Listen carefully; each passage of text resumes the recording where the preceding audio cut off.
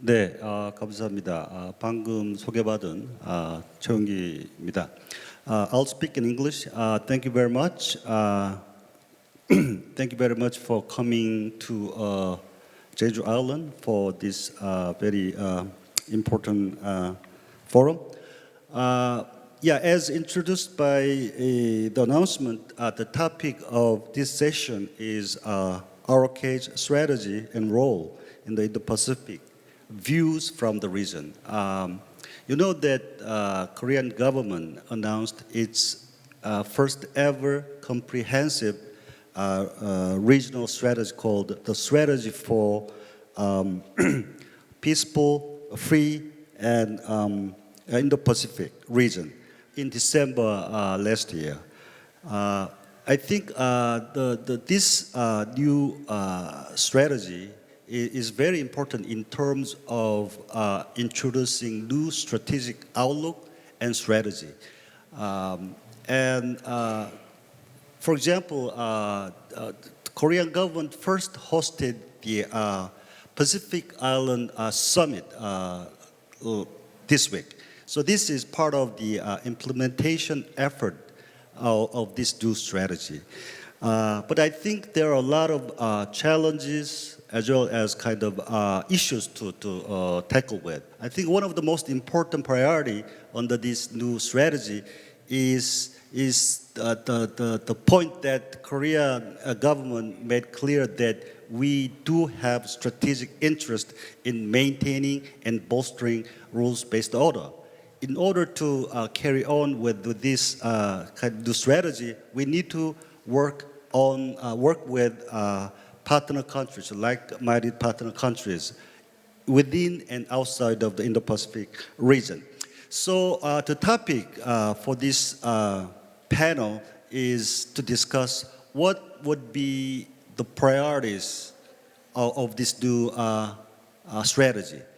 In what areas, in what issues that we need to focus on, and also what would be the challenges in order to carry out this new, very ambitious strategy. And also, what would be the expectations and perspectives from partner countries in the region. We have many like-minded partners inside and outside of the Indo-Pacific region. So in order to have effective implementation of this new strategy, I think it's very important to establish a bilateral, trilateral, and multilateral, and unilateral cooperative framework with partner countries. So I expect that this panel will focus on these sort of questions.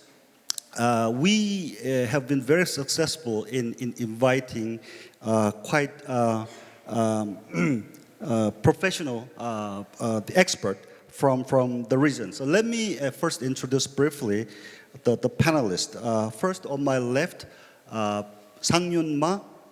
He's a professor of Catholic University of Korea.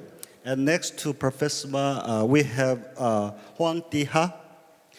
She is a senior fellow of ISIS Yusof Ishak Institute of Singapore. Next, John Blaxland. Professor Blaxland is from the Australian National University. Next to John, we have the Bully Tai Hwang. Dr. Hwang is the Director General of Institute of Foreign Policy and Strategic Studies, Diplomatic Academy of Vietnam. And next to Dr. Hwang, I have Jojin Zhang. Professor Zhang is Assistant Professor of Mahatma Gandhi University in India. Last but not least, my colleague, Dr. Won-Duk Cho. Dr. Cho is Assistant Professor of Center for ASEAN-India Studies, Korea National Diplomatic Academy. I think we have put together an excellent expert to discuss the issues related to this new Indo-Pacific strategy of Republic of Korea. So without further ado, let me turn to the first speaker, Professor Ma, who will kind of lay out the basics, the basic tenets, elements of the Korean Indo-Pacific strategy, please. Thank you very much, Chairman. It is an honor to be the panelist of this very important session, and very glad to have a chance to visit this beautiful Jeju Island. The topic that I'd like to address a little bit is the vision and the challenges of Korea's Indo-Pacific strategy. As our moderator told us last year, December 28th, the South Korean government released a report titled Indo-Pacific Strategy for Freedom, Peace, and Prosperity. And there was a briefing session hosted by the Ministry of Foreign Affairs. The report actually declares that the Republic of Korea, South Korea, is an Indo-Pacific country, and also emphasized that the stability and prosperity of the region is directly in the national interest of the country. The name Indo-Pacific is still, I think, unfamiliar to the average citizen of South Korea. The term Asia-Pacific may be a little bit more familiar to them.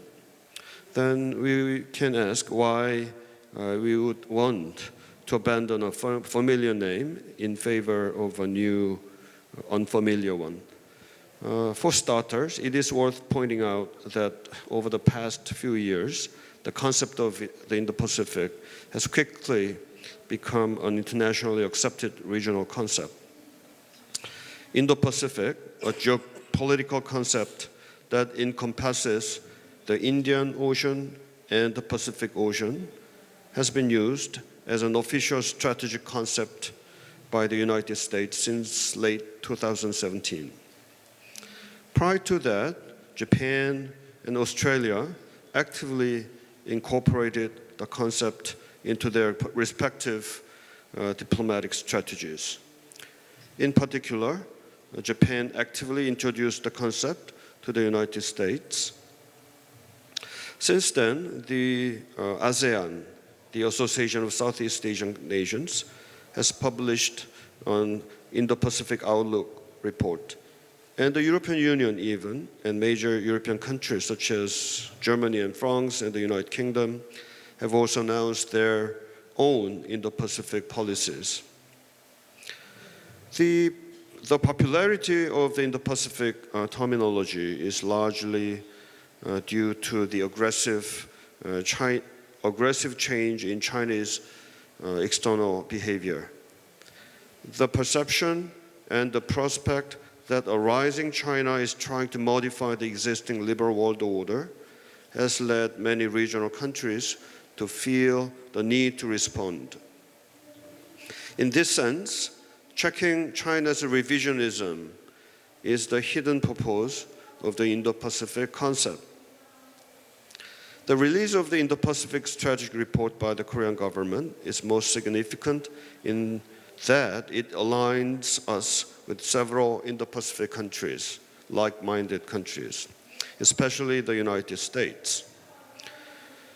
In particular, being highly conscious of the US Indo-Pacific strategy, how to work with it seems to have been at the center of the thinking that propelled the South Korea's own Indo-Pacific turn. However, the South Korean government's Indo-Pacific report identifies inclusion as one of the principles of cooperation in the region, thereby leaving the door open for cooperation with China to the extent possible. In this respect, there's a certain difference with the US Indo-Pacific strategy, which is strongly characterized as a check on China.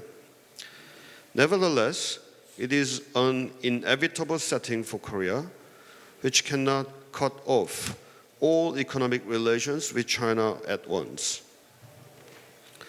There seems to be no strategic considerations beyond positioning itself between the United States and China. The report lays out a vision of an Indo-Pacific of freedom, peace, and prosperity, and the principle of cooperation based on inclusion, trust, and reciprocity, as well as 9 priorities. They include building on inclusive regional order based on norms and rules, cooperating to promote the rules of law and human rights, strengthening non-proliferation and counterterrorism cooperation, and expanding comprehensive security cooperation. However, unfortunately, that there is not enough explanations of how these visions, principles, and tasks will be implemented. While the geopolitical concept of the Indo-Pacific has emerged and become popularized against the backdrop of US-China rivalry, the role of other major players is also important to the evolution of the regional order. The ups and downs of US-China relations will, of course, shape the nature of the regional order. However, as both the US and China are actively seeking solidarity and alliances with other countries, how other major countries in the region respond and what role they play is also a variable that is hard to ignore. In this regard, there's a room for middle powers like South Korea to take an active leadership role, and it requires a well-thought-out strategy. While the South Korea's newly published Indo-Pacific Strategy Report is essentially a vision statement, we hope that the government will follow up with a more concrete strategy to ensure freedom, peace, and prosperity in the region. Thank you. Thank you very much. Professor Ma, you touched upon several points. The underlying motivation of this new strategy, Indo-Pacific strategy, and this concept is there's a China challenge. So do you think that, well, later I wish to have some interactive discussions after all the presentations. Do you think that Korean government under this new strategy is try to kind of check China's kind of aggressive behavior? I mean, you also said that one of the major differences of Korea's Indo-Pacific strategy from those of other countries like US is that South Korea's Indo-Pacific strategy is of inclusive nature. So this strategy is not intended to decouple Korea itself from China, right? So I think there are some in this respect there are some tensions within. So on the one hand, you emphasize the importance of maintaining rules-based order and oppose the revision of the status quo by force. But on the other hand, you have critical stakes in maintaining relationship with China economically. So there are some tensions. So later on, I would like you to address this question. So our next speaker is please. Thank you, Won-gi, and I would like to start by expressing my thanks to the Korean National Diplomatic Academy and also the Jeju Forum organizer for having me here. I am invited to talk about the IPS, the Korean Indo-Pacific strategy, mainly from a Southeast Asian perspective. And from Southeast Asia, actually, we came to know more about South Korean foreign policy during the Moon administration because of this new Southern policy, right, the NSP.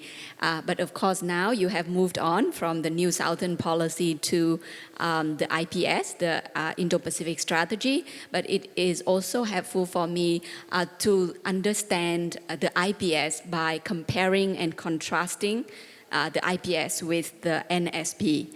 To me, I think the South Korean Indo-Pacific strategy encapsulates a suite of foreign policy adjustments under President Yoon.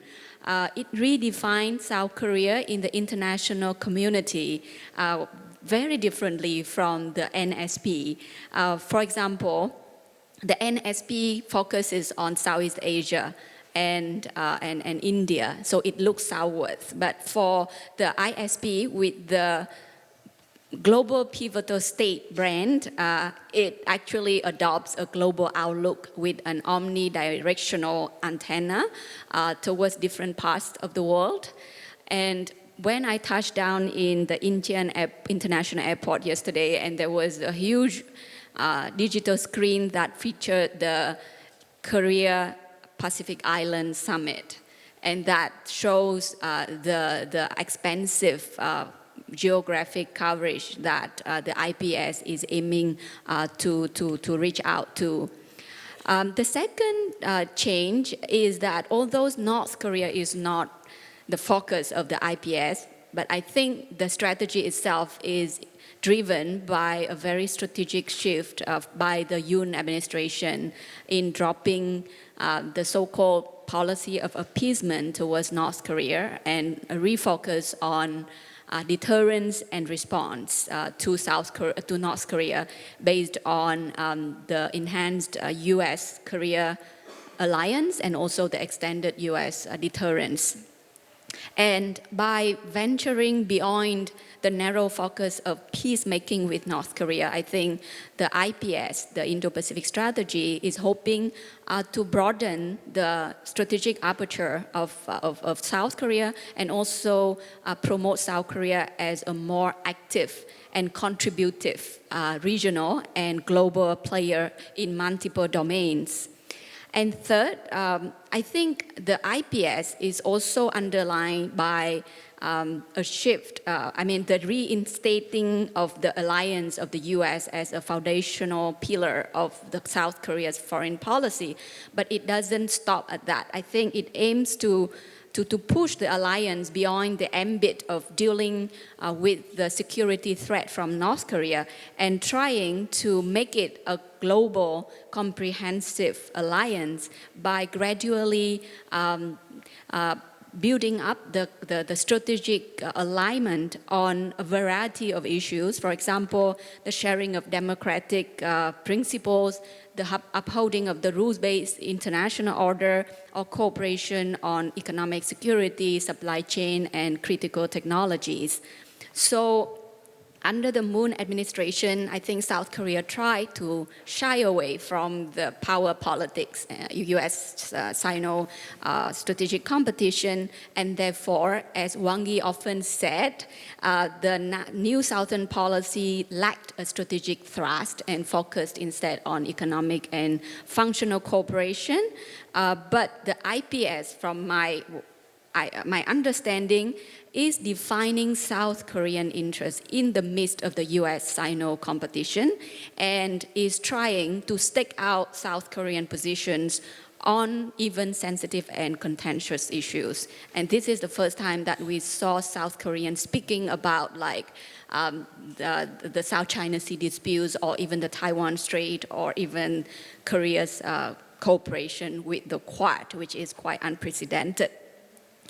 Fourth, I think the IPS signals South Korea's willingness to join multilateral cooperation with Indo-Pacific like-minded partners, Japan, Australia, India, even European countries and Canada, and particularly South Korea's rapprochement with Japan is paving the way for hopefully a closer US-Sino US, Korea, Japan trilateral cooperation, not only on a combined defense posture against North Korea, but I think on important areas that will impact the trajectory of the US-Sino competition going forward. For example, on critical technologies, especially in advanced chip production, for example.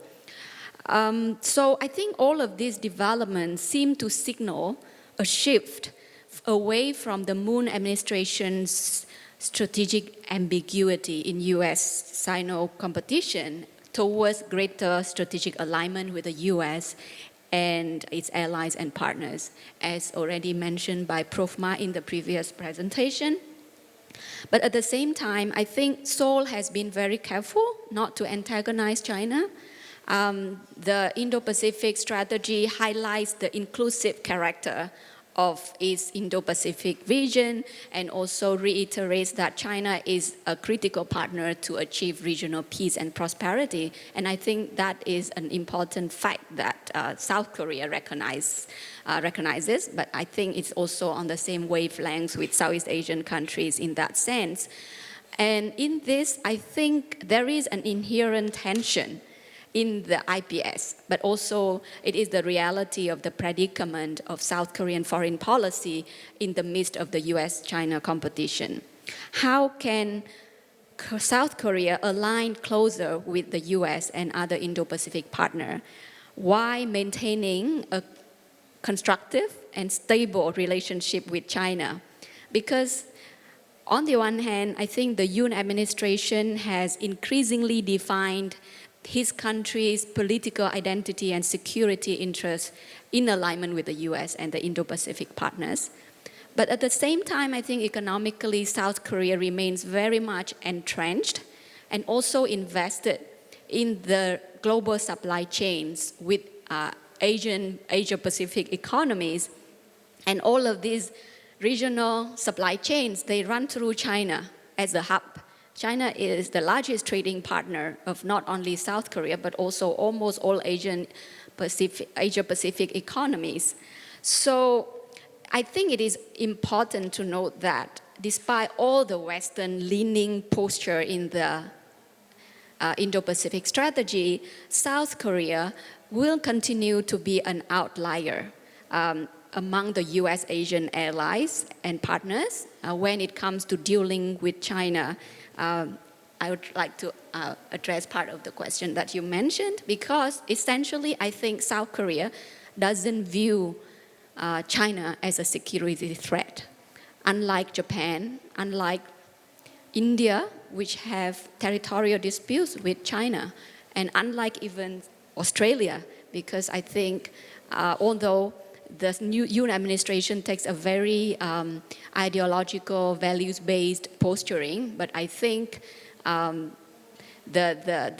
relationship with China is not driven by ideological issues.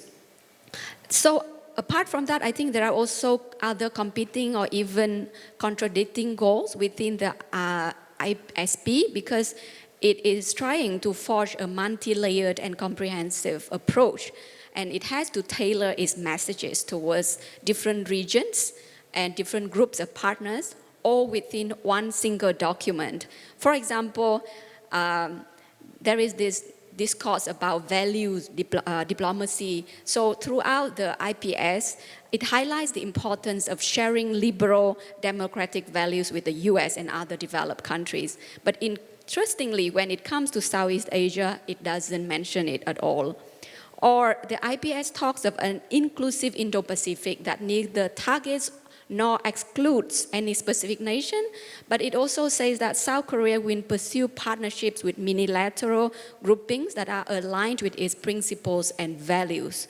So in all of these tensions, I think that is the reality and the predicament of the South Korean foreign policy, which is not really dissimilar to many Southeast Asian countries. For example, in the economic domain, South Korea straddles all sorts of economic arrangements, from very broad-based multilateral free trade agreements like the Regional Comprehensive Strategic Partnerships and the South Korean ASEAN FTA. But at the same time, under Yoon government, South Korea has been more forward-leaning about joining what we call small yard high fence groupings, unilateral groupings on critical technologies, for example. So going forward, I think it is very important to see how Korea can reconcile and strike a balance between all of these competing goals and objectives, and whether it can set its priority right, because the document is very ambitious, very expensive, very comprehensive, but the implementation will require prioritization of certain regions and certain domains and partners. Thank you. Thank you. Thank you very much, Ha. I think in comparison with NSP, you pointed out several key aspects of Indo-Pacific strategy. I think your point about that the Indo-Pacific strategy is about broadening strategic horizon of South Korea beyond the Korean Peninsula. I think that's a very important point. And also, it's not kind of, Indo-Pacific strategy is not China strategy. The intention, the strategic intention of the Yoon's Indo-Pacific vision is not to antagonize China. But also, with this strategy, we made clear, the Korean government made clear that we are not going to anymore sitting on the fence. We are ready to speak out what is in our interest, what is our strategic orientation, right? The identity of South Korea in contemporary international geopolitics. Actually, you said that in your presentation, you said that obviously, South Korea does not view China as a security threat. So you raised the issue of the China perception, right? I'd like to explore more about the question, the strategic perception of South Korea on China later on in the discussion. All right, let's move on to the next speaker. Next speaker is John Blaxland. Professor Blaxland, please. Wongi, thank you. Thank you, everybody. It's been a real pleasure to join you here this afternoon. It's very interesting, the talk of the Indo-Pacific and the political dimension to the concept of the Indo-Pacific. I'm not sure if we can show the map now. I'm hoping we can put up on the screen the map which we have on the screen in front of me. But essentially, when you look at this, from an Australian point of view, it's a no-brainer, right? We live between the Indian and the Pacific Oceans. For us, that space, the Indo-Pacific space, is one that we share. So I like this, it's spun the map 45 degrees to give you a sense of Australia hanging off Asia as well. And also, you know, I'm a big fan of Indonesian President Joko Widodo's identification of the concept of the maritime fulcrum. I really like that. And when you look at that map, you can see why he went there. But I think when you think about that idea of the fulcrum, you also get a sense of Australia being an integral part of that. But, you know, my training academically is as a historian, and I spent 28 years in the Australian Army, and I was actually, I went to the Royal Military College Dundroon, and I spent 4 years in Kapyong Company, right? Kapyong, named after the Battle of Kapyong, where Australian troops fought just before Anzac Day on the 23rd and 24th of April, 1951, fighting the Chinese Fifth Phase Offensive at a stage where we actually, alongside the Canadian 2nd Battalion of the PPCLI, Princess Patricia's Canadian Light Infantry, we actually helped blunt the Chinese Fifth Phase Offensive at the same time as in the neighbouring Imjin Valley, the Gloucestershire Regiment of the UK Army was overrun, okay? They were overrun actually in part because they were on their own, right? And Australia survived in part because we weren't fighting in that valley on our own. We shared the ground with the Canadians, supported with American tanks, New Zealand artillery, and a British brigade commander. It was a mixture. But we were fighting, and you look at that map, a long way away from Australia, right? In Korea, right? And we were fighting for our shared interests and values. But they were shared interests and values. Australia committed 17,000 troops. We had 1,500 casualties, and we had about 340 people killed in the Korean War. A long way from Australia. A country that most people in Australia couldn't even place it on the map, right? But we got the utility of collaboration.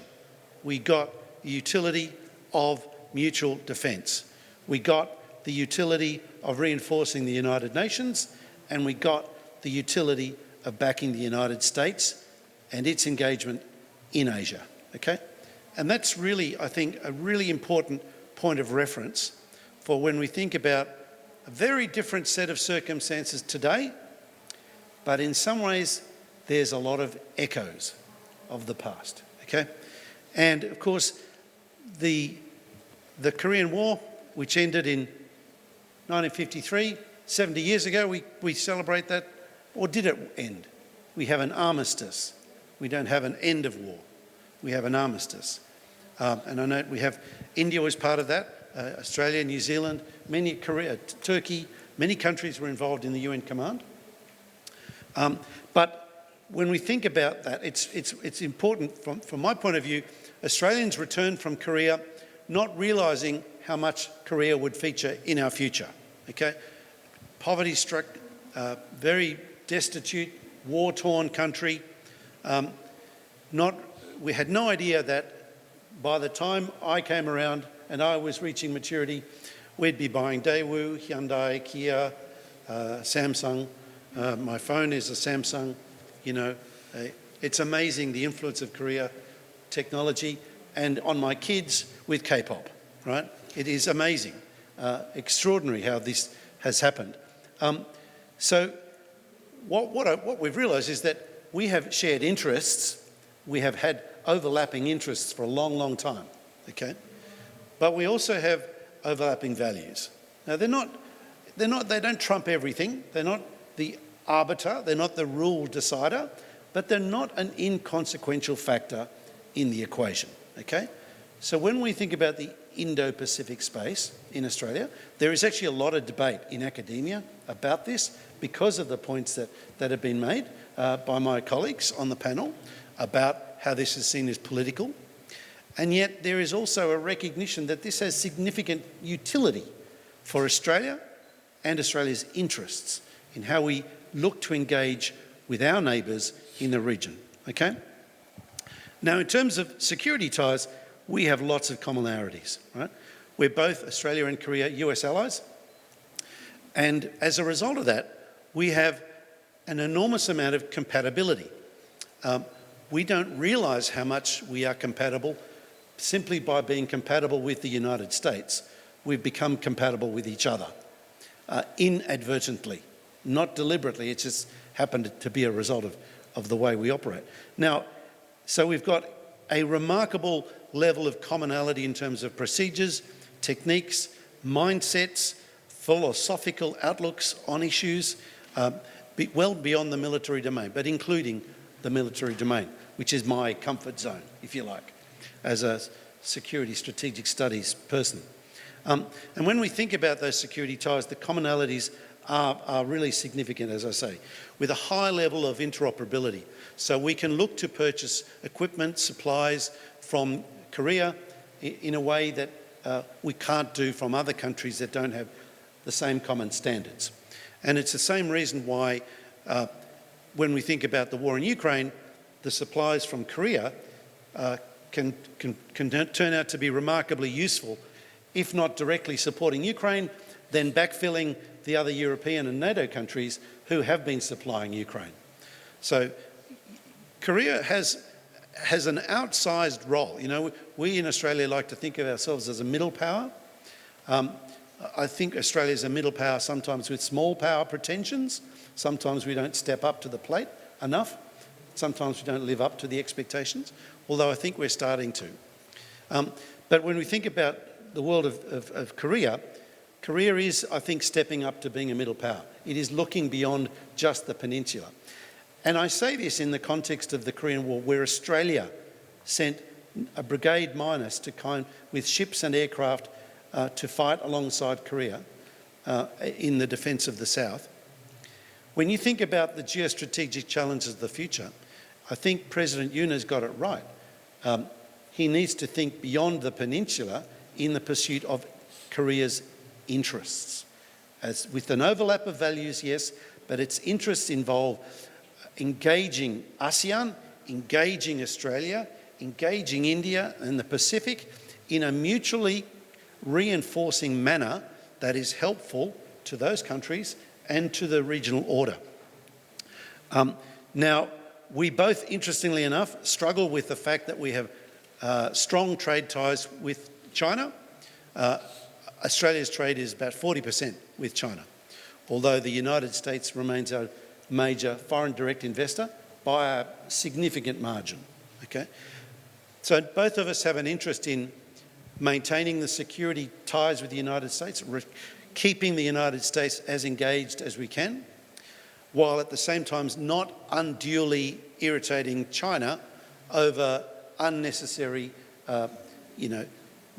beating of war drums, if I can call it that, that's been previous politicians have been accused of. So when we think about what to do, I'm really impressed with the Indo-Pacific strategy. I think it's very clever. The Look South strategy was a sensible strategy, and this is a substantially significant incremental increase on that, as Ha has pointed out. So thank you very much for your sterling remarks, Ha. I thought they were really good. But when we look into the future, there is enormous opportunity for collaboration between Australia and Korea, okay? We have not tended to collaborate that much because we've had this hub and spokes relationship with the United States. But we're now seeing, both of us, the greater utility of us collaborating, of us finding mutual interests and capitalising on them in the ASEAN context, in the Pacific Islands Forum context. We've had the Australian Defence Minister, Deputy Prime Minister in Seoul just the last couple of days, reinforcing those connections and revalidating the comprehensive strategic partnership that is about military ties, about technological, about economic, and other aspects like cyber and environmental issues as well. There's enormous complementarity to Australia's economy and Australia's strategic outlook to that of the Republic of Korea. So we're seeing that. We're seeing enormous investment in this space. Both Australia and Korea have experienced wolf warrior diplomacy and sharp power, and both are coming up with a way to handle that, to manage that, and to respond appropriately. I think the future of relations between our two countries is remarkably bright in light of the shared challenges and the shared opportunities. Thank you very much.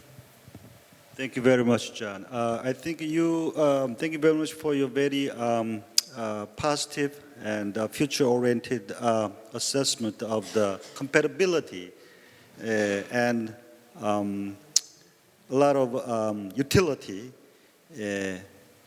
of South Korea's Indo-Pacific strategy that from Australian perspective. Yeah, you mentioned the Australia's participation in the Korean War and fought together with us against the military aggression from the North Korea. I think we do remember, we really value the Australia's contribution. I think, nowadays people talk about the rise of China, but you have the rise of other countries, rise of India, rise of South Korea. I think compared to the rise of other countries, rise of South Korea is remarkable, right? In terms of economic, we are now number 10. In terms of military, we are number 6 in cultural and other areas. This is remarkable. So I think it's only natural that because the size of South Korean economy grew bigger, now number 10, right? You need to grow up in terms of your mindset, strategic orientation, right? So people talk about a radical departure from New Southern policy, previous President Moon's approach, and this Yoon's approach. But I think, of course, there are differences, but this is kind of the natural and inevitable kind of growth if you take a longer term kind of perspective, right? Evolution of South Korea's kind of strategic mindset. We are not anymore identify ourselves as just a developing country. We proudly call ourselves one of the few developed countries. So we do realize our responsibility, regional roles and regional responsibility, right? So in that regard, I think, John, your points about the shared interest, values, and also compatibility, a lot of potential to work together down the road. I think that's very important. So thank you very much. Now, next, Huang from DAV Vietnam, please. Thank you, thank you, Wong Yi. I would like to join my colleagues here in thanking the KNDA and also the organizing committee of the Jeju Forum to talk about this very important topic. It's always good to, I think another value of this kind of forum is also to see, my dear colleagues and friends again, and also see Patrick in the audience. Good to see you. And I think I will have one overall take about the ROK's IPS. I think a global player needs a new mindset and a new attitude. And through this strategy, I can clearly feel that kind of new mindset and new attitude. It shows that the ROK now is not only closely coordinating with your like-minded allies and partners in developing this strategy, but also the attitude of being willing to listen to the region and also to work in partnership with the region to translate your visions and goals into a reality. I see three beauties of the ROK's IPS. Number one is this version of IPS adopts a more comprehensive regional security approach.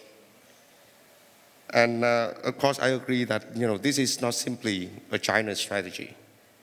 And in this strategy, the North Korea issue, I think, is placed within rather than above your country's regional strategy.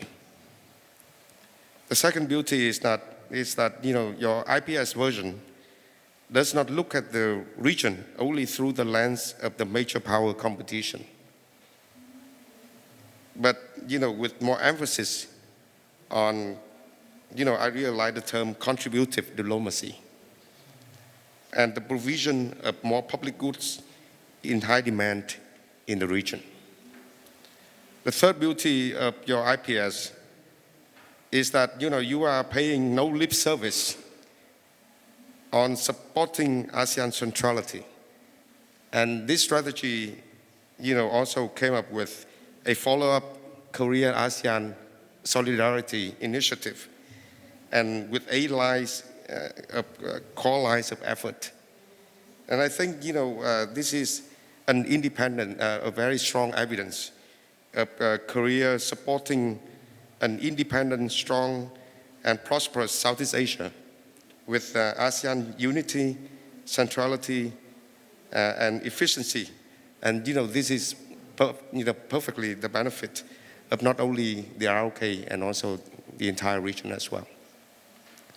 But at the same time, I also see 3 uncertainties of your IPS. Number one is the black swan, like a potential crisis on the Korean Peninsula, and the go nuclear push in the ROK. And I think this development could undermine the effectiveness of your IPS strategy. Number 2 is the big challenge on how to strike a good balance between strategic deterrence and strategic reassurance and engagement in the current very complicated strategic environment. It's very easily said than done in this regard. The third uncertainty is that a too broad geographical coverage of the IPS could also result in strategic overstretch and loss of focus. So finally, I come up with 3 expectations of the ROK's IPS. Number 1, I think more effective messaging of the ROK's IPS and also the Korean ASEAN Solidarity Initiative should be conducted throughout the region.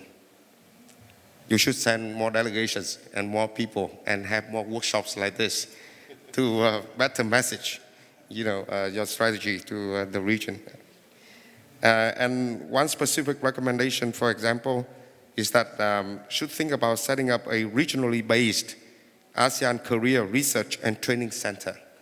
You already have the ASEAN Korea Center over here in Seoul. But in order to increase the visibility of the ROK presence in the region, think about that. And I think the best way to win the hearts and minds of the region is through human resource development, training activities, for example. My second expectation is how to maintain a harmony or a balance in your approaches. For example, between East Asia and the Indo-Pacific framework.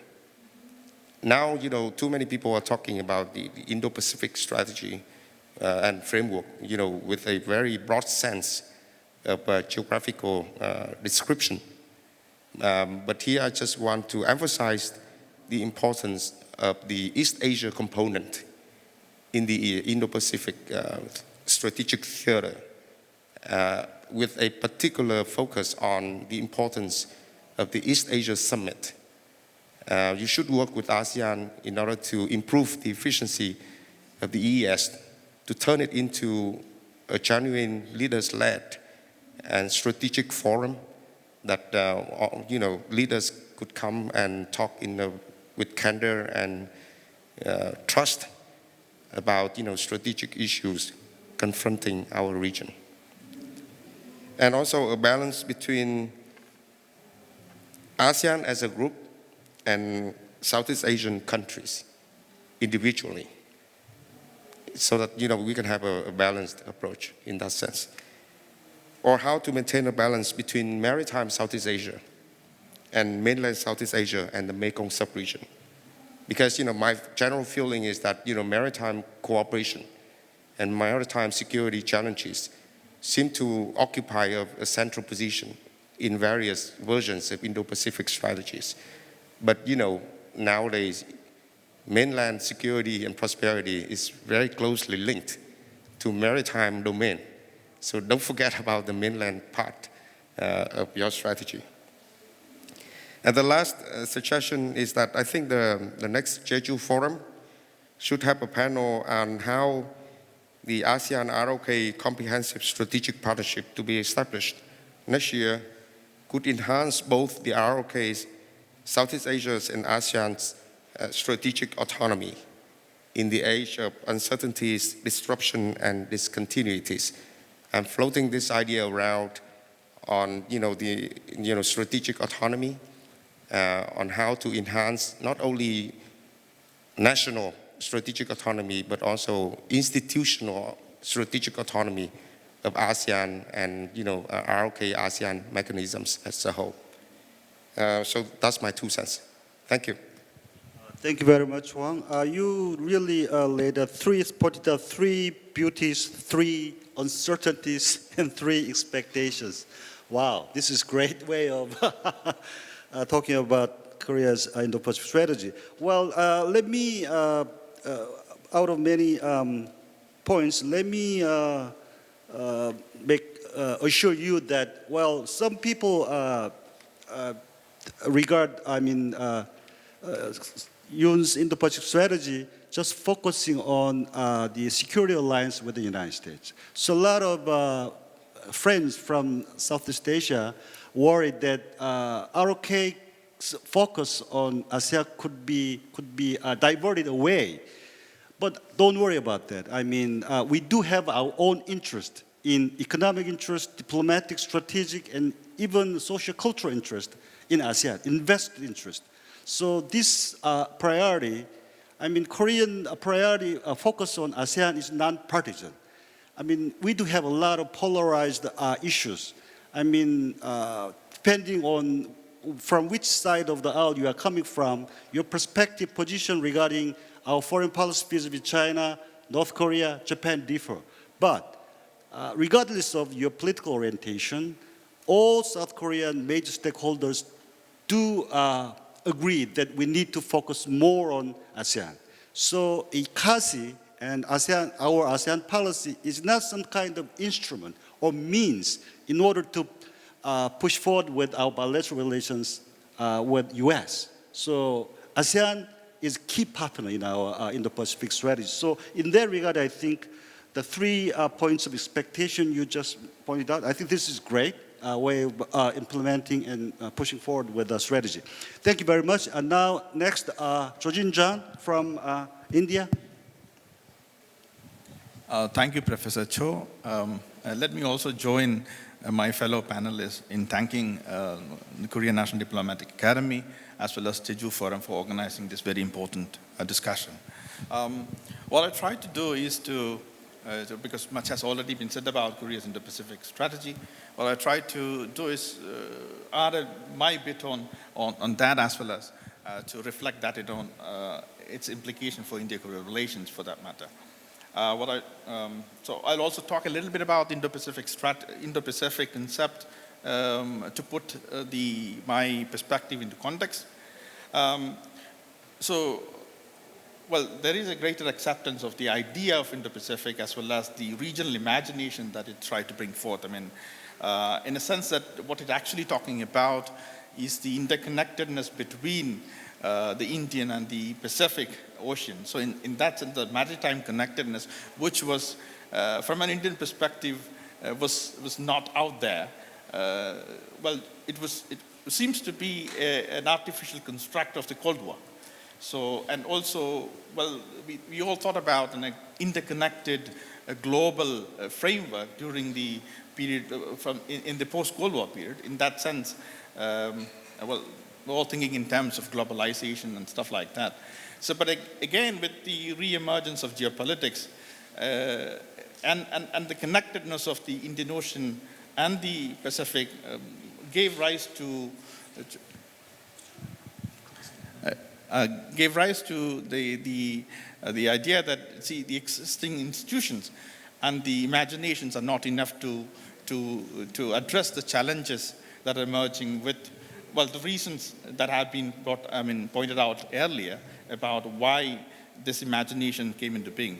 So, and also we have seen critical junctures. Well, for example, many people talk about Prime Minister Abe's speech in Indian Parliament in 2006. 2007 as sort of, but it's important to recognize that the Korean President Kim Il-sung's speech in India in 1996 was actually talked about an Indo-Pacific vision without naming it. But of course, he was talking more in terms of an economic corridor. So this was way back in 1996. So, but since we have seen the evolution of the idea in the region through critical junctures, particularly the starting of the US-China trade and strategic competition in 2017 onwards, then the COVID pandemic has amplified the existing regional tensions and stuff, and then the Russian invasion of Ukraine in that sense. So these events are actually amplify the need to think and push people to think in terms of this regional imagination. So one key feature, if I were to say about Indo-Pacific, the regional order that we're talking about, it is not to replace the Asia-Pacific in that sense, but is to superimpose, to add more institutional structures to support and also to reinforce the mechanism. So in that sense, the institutional mechanism of Indo-Pacific is still in a very early stage to talk about, but it's mostly what we have is a bilateral in nature, and also we have mini-lateral new experiments that are coming up, but these are all added to the ASEAN centrality and the institutions that are around it. But there is a greater sense that both in the political as well as in the strategic community, to this is as a way forward in that sense. Well, in that sense, the Korea was a latecomer in terms of its announcing its Indo-Pacific strategy. In that sense, accepting endorsing the concept. I mean, if you were to look at the evolution of Korea's Indo-Pacific approach, when it was, Korea took note of it during late 2017, as was mentioned. 2017, during President Trump's visit to Korea. And initially it was rejected, the concept was rejected, but later it was adopted, what we call as it was mentioned as approach of strategic ambiguity, without endorsing the concept, but engaging with Indo-Pacific strategies of different countries through the framework of the New Southern Policy, without endorsing or articulating it. So from that perspective, the announcement of the Indo-Pacific strategy is a great leap, and also clarifying Korea's position on several key issues. Well, since much has been said already about different aspects of Indo-Pacific, let me be a little provocative in saying that, say, for example, for instance, though it's been called as a strategy, I would say it's more of a vision and outlook, because seeing strategy from a perspective as a means-end problem, as a path of connecting what you want to what you have. Yeah. So in that sense, it's what you have is more of a outlook or a vision, and very comprehensive one. So in that sense, and another important, while going through the document, I mean, it gives a perception, impression that the region is being taken for granted as if it's given, rather than it's about constructing it. So when you see the region as something to be constructed, then you take a different approach. You don't just talking about maintaining it, but about constructing. So, Indo-Pacific strategy envisages, in that sense, a very proactive role for Korea in the region. Multiple roles have been identified and has been mentioned. And also it's good to see the great enthusiasm in terms of having to interest in terms of engagement with the mini-lateral, which was actually absent, and which seems to be the evolving institutional structures that are coming in the Indo-Pacific region. But given the broad and ambitious scope of this initiative, one concerns is about the resource constraint that is going to face. Concerns that the South Korea's ambitious scope may spread its resources thin, and also, perhaps it's a little Indian concern that we talk about, because given the fact that though the strategy sees the inclusiveness as a key principle in terms of engaging, but I was just wondering about a region that is characterized by pluriversality. How can universality becomes a key principle in terms of for an inclusive engagement? I mean, I was just wondering about it. The announcement of Indo-Pacific strategy has positively viewed in India, at least for three reasons. First, the New Southern Policy, though it helped to give a new momentum to India-Korea relations, but it gave the impression, and because of Korea's lack of clarity on Indo-Pacific, it gave the impression to a certain section of the Indian strategic community that Korea was tilting towards China, or maybe not wanting to talk about it. So in that sense, it has been viewed very positively.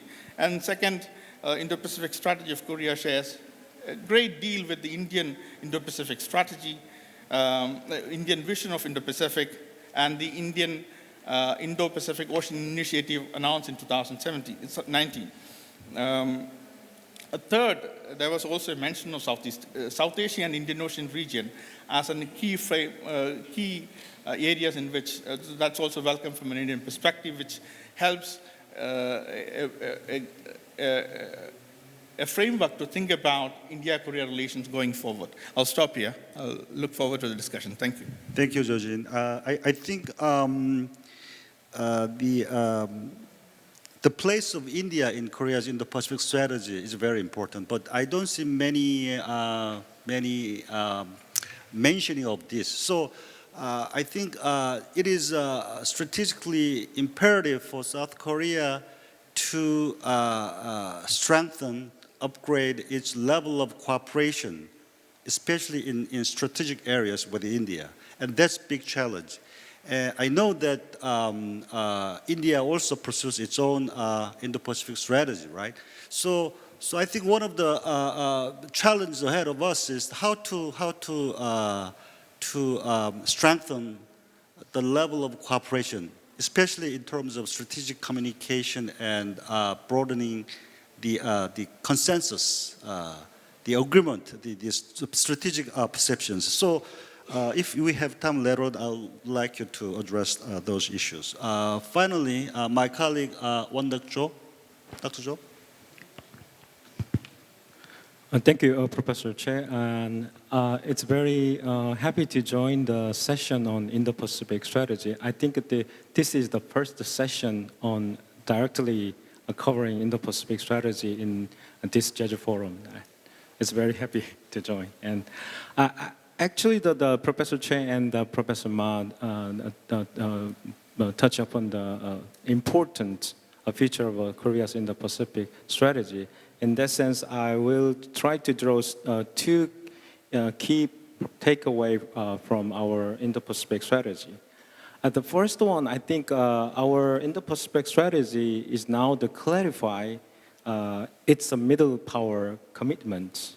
So now we come to know what to do and where to go in the Pacific strategy, and at the same time in a changing international order. So in that sense, Korea is seeking to pursue the so-called contributor diplomacy and engagement in the Pacific region.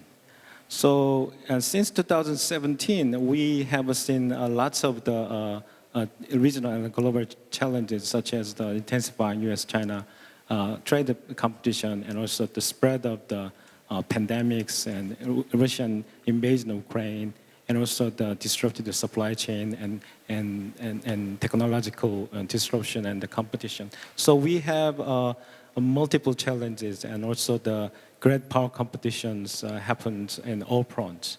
So in this sense, even in the great powers can not afford to address all things, challenges in the world, and especially in the Pacific strategy. So in this sense, the role of the competitive and responsible middle powers in various issues of corporations is very critical and crucial to buffer the risk caused by the instability and to sustain peace and prosperity in the Pacific. So middle powers like Korea can exercise leadership in working together on new types of global agendas, including supply chain resilience, high technology infrastructure and capacity, and pandemics and climate, so on. So I think now Korea is ready and willing to pursue that kind of a role. And the second takeaway is about Korea is no longer shy from forming the unilateral and other plurilateral the cooperation platform beyond the bilaterals. So Korea's aim to strengthen and expand solidarity and cooperation with the like-minded countries and cooperative partners. So in this sense, we are going to form lots of the formats like trilateral and unilateral partnership with like-minded countries and the cooperation within the existing multilateral institutions. So I think all formats can complement each other to tackle a variety of challenges in the Indo-Pacific and a broader the international society. So based on these two takeaways, I would like to draw some policy implications. I think that as a previous panelist mentioned that our Indo-Pacific strategy geographical space is very ambitious, and we cover the from the east coast of the Africa and the South America, Latin America. So, but in that sense, I think we have a relatively vast geographical scope. So we can choose key partners in each geographical space in our Indo-Pacific strategy. So, for example, we can select India and South Asia and Indian Ocean and Australia and Vietnam and Indonesia in Southeast Asia. So in that sense, we are, based on our key partners cooperation, we can easily and in a smart way to pursue our Indo-Pacific strategy. At the same time, as I mentioned before, we can utilize regional and multilateral institutions, even inter-regional institutions like Indian Ocean Rim Association, which cover a number of the continents. At the same time, we can collaborate under East Asia Summit and ASEAN-led multilateral programs and Bay of Bengal Initiative for multi-sectoral technical and economic cooperation, and now Pacific Island Forum and so on. So lastly, we need to map out the action plan in a delicate way to articulate how to pursue 9 core lines of efforts to pursue our Indo-Pacific strategy. So previously, Professor Ma mentioned that the 9 areas of cooperation. So based on these areas, we can make several types of multilateral cooperation based on the cooperation. For example, as Dr. Huang mentioned before, Mekong cooperations. In this regard, we are going to engage in contribute diplomacy through the tailored development cooperation partnership. In that sense, we can cooperate with the U.S. and Vietnam and Japan for making synergy in the Mekong area, the development cooperation. And based on that kind of framework and context, we can pursue our Indo-Pacific strategy in a very flexible way and a very efficient way under the 9 interest of core of interest efforts. Thank you. Thank you very much. Then I think we have about 8 minutes left aside for this panel. So I'll give you 1 minute each of the panelists to make some points or try to answer to the questions raised among in the presentation. So, Professor Ma? Yes, the question that moderator raised was a tension between,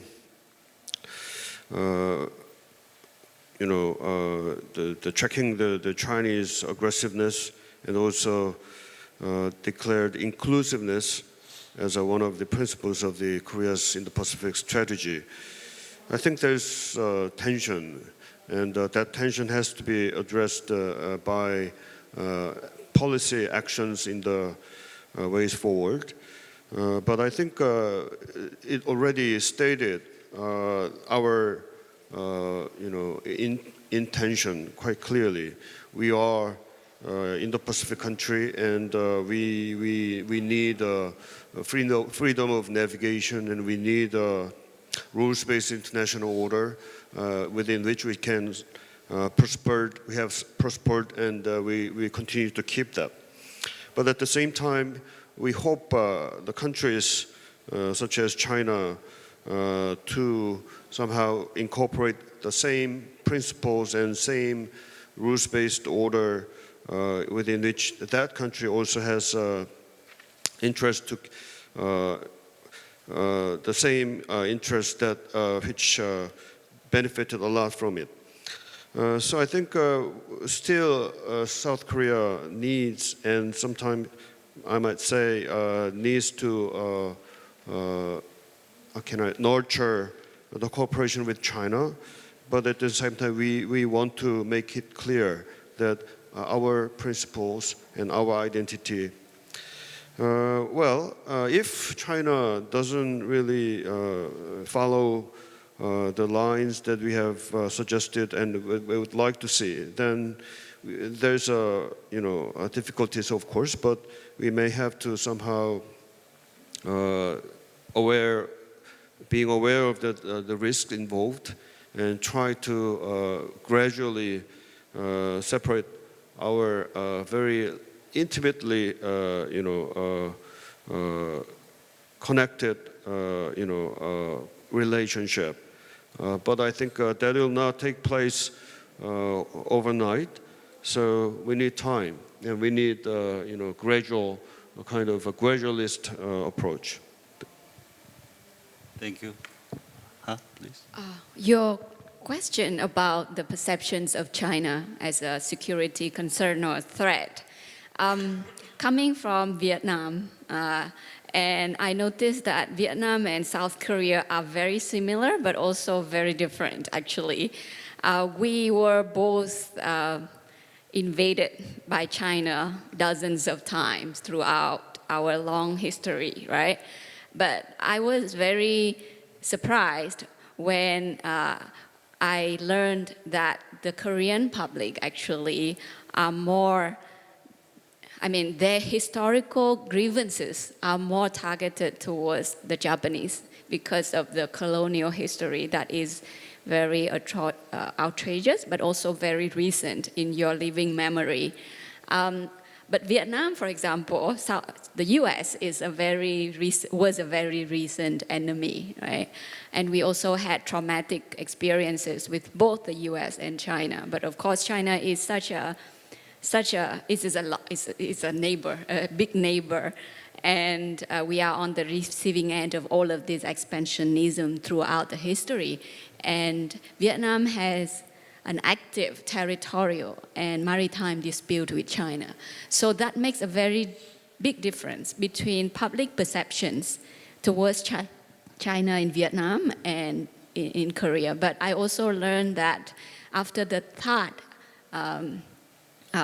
incident and all these sanctions, the public sentiment in South Korea has been shifted significantly towards, being quite unfavorable towards China. I don't call it anti-China, but more unfavorable.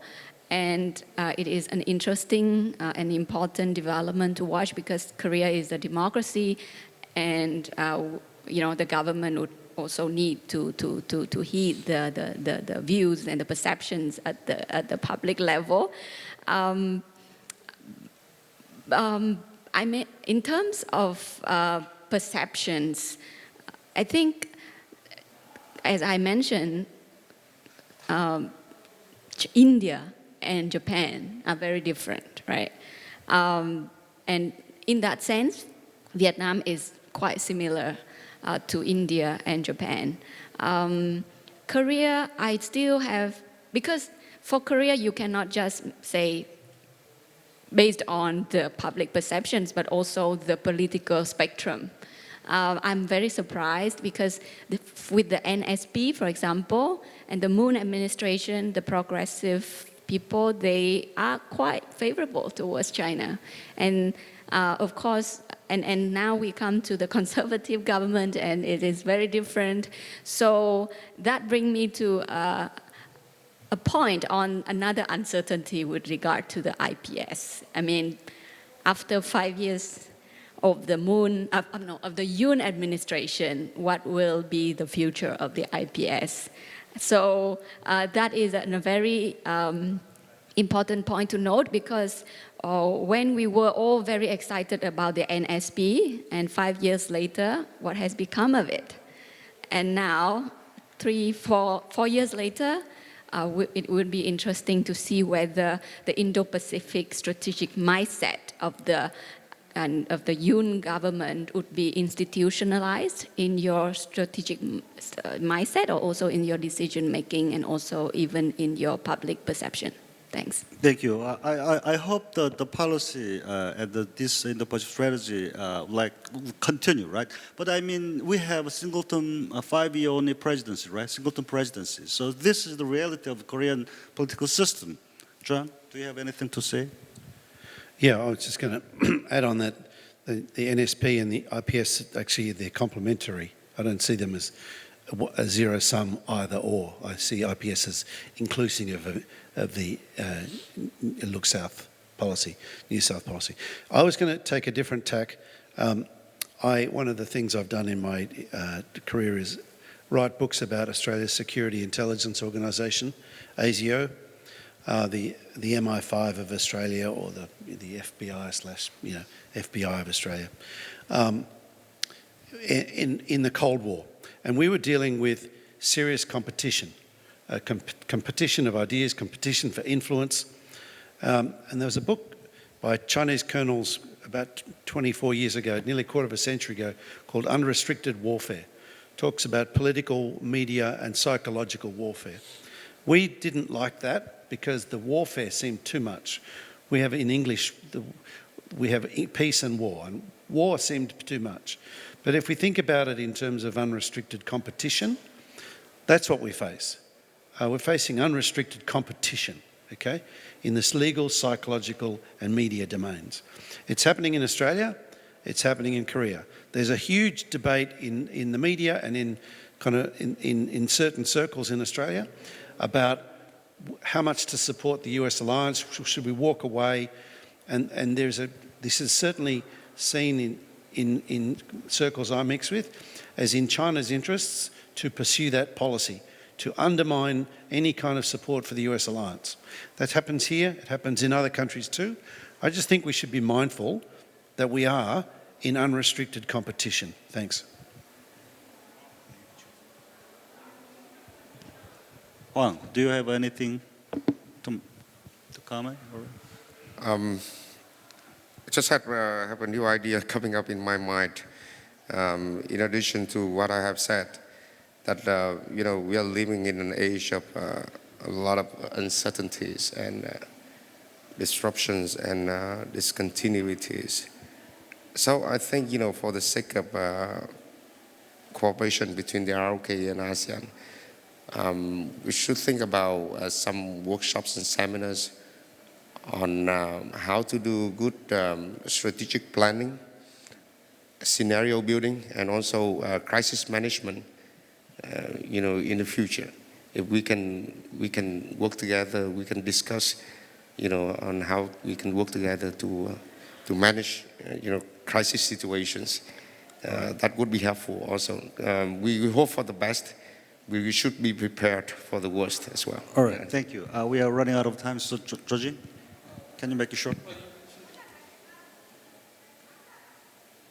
You mentioned about the India-Korea relations and the lack of strategic element attached to Korea in Korean foreign policy. I mean, that's in a way right. I mean, that has been one of the problems because India has not been recognized as a strategic actor in the Korean foreign policy for quite some time. I mean, particularly in New Southern policy, it was seen mostly as an economic partner. But I hope with the with the Indo-Pacific strategy, that will change, hopefully, because but in the document, if you look at it, it's still recognized as an economic partner, a potential economic partner. But of course, with the regional framing of Indo-Pacific, there will be more opportunity to have strategic dialogue and engagement, which perhaps could give to that, change that perception of India as an economic partner to a strategic partner in more depth and in substance. Thank you. All right, thank you. Wanda? I actually briefly mentioning about Indo-Pacific strategies. Our Indo-Pacific strategy is not targeting to constrain or China. Actually, that we articulated China as a corporate partner. It's a partner, and so it means that from my personal interpretations, we actually treat China as a partner, and also we can raise our concern, and we can to share your own concerns and interests in China. So that's the partner. So based on our national interest and based on our principles, so we can pursue is equal, the power, the partners between the Korea and China. Yeah. All right. Thank you. We've already passed our time allotted to us, but I'd like to, before concluding this panel, I'd like to quickly point 2 points. So Indo-Pacific strategy is not a confrontational strategy. This is a regional cooperation strategy that is intended to expand the range of regional engagement of South Korea from ASEAN toward Indo-Pacific, right? And second, some people argue that, well, President Yoon's Indo-Pacific strategy is just a copycat strategy. So he tried to imitate U.S. Indo-Pacific strategy, Japan's Indo-Pacific. But I don't think so. I think this is a gross misunderstanding, that there are very important critical differences. I mean, some of the panelists already pointed that out, right? I mean, that this the new strategy, I think, is the diplomatic expression of the exercise of the agency that we have, right? I mean, if you look at the strategy, right? I mean, this strategy is based on the political values we cherish as a liberal democracy. This strategy is based on the national interest as a free trade nation. And this strategy is based on the strategic interest we have in the rules-based order. South Korea is one of the largest beneficiary of the post-World War II liberal international order, right? So in that regard, I think we want to we want join forces with other like-minded countries in maintaining this international order. With this, I'd like to conclude this panel, and thank you very much for your valuable contributions and discussions. Thank you.